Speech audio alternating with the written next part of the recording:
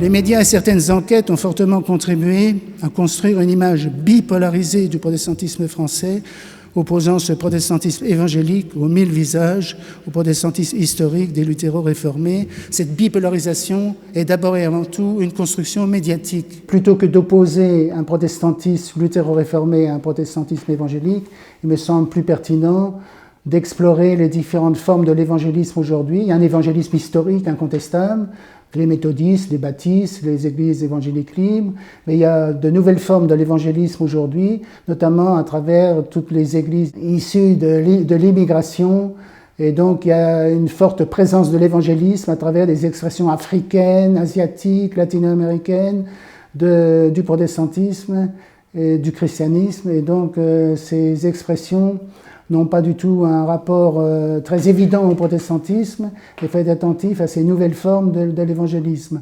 En même temps, je soutiens la thèse que nous, sociologiquement, nous sommes tous des évangéliques, car aujourd'hui, le conformisme est plutôt de ne pas avoir de religion, de ne pas pratiquer une religion, et le non-conformisme, c'est avoir et pratiquer une religion. En ce sens, ce n'est plus la religion par héritage, c'est la religion par choix. Et donc les chrétiens protestants luthéro-réformés sont également la manifestation d'une religion par choix.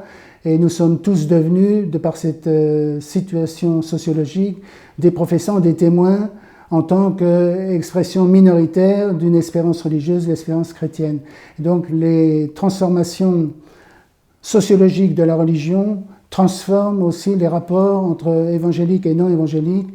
Je soutiens la thèse qu'il y a une sorte d'évangélicalisation de tout le christianisme, mais qui se traduit par différentes façons de vivre individuellement la foi chrétienne, des différenciations dans la lecture de la Bible, de la différenciation entre certaines églises et d'autres églises, mais nous sommes tous devenus des professeurs et des témoins dans des sociétés hyper sécularisées dans lesquelles il n'est pas évident d'être chrétien.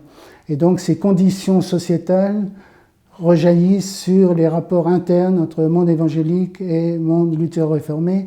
Je dirais, pour résumer, que les nouvelles caractéristiques de la configuration évangélique, c'est d'une part l'importance des églises issues de l'immigration, le fait qu'elles s'inscrivent dans des sociétés très sécularisées, et le fait aussi qu'il s'agit d'un évangélisme très internationalisé. Et donc l'évangélisme en France comme ailleurs n'a pas le même rapport au territoire et à l'histoire propre du protestantisme dans les territoires.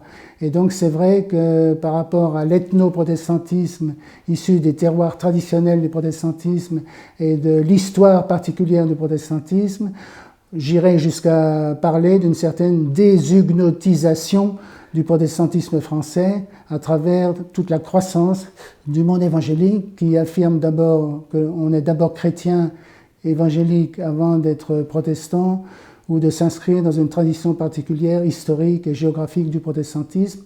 Et donc on pourrait dire à la limite que l'évangélisme contribue à plus insister sur le centrage religieux par rapport aux dimensions culturelles, historiques, relatifs à chaque pays, à chaque région.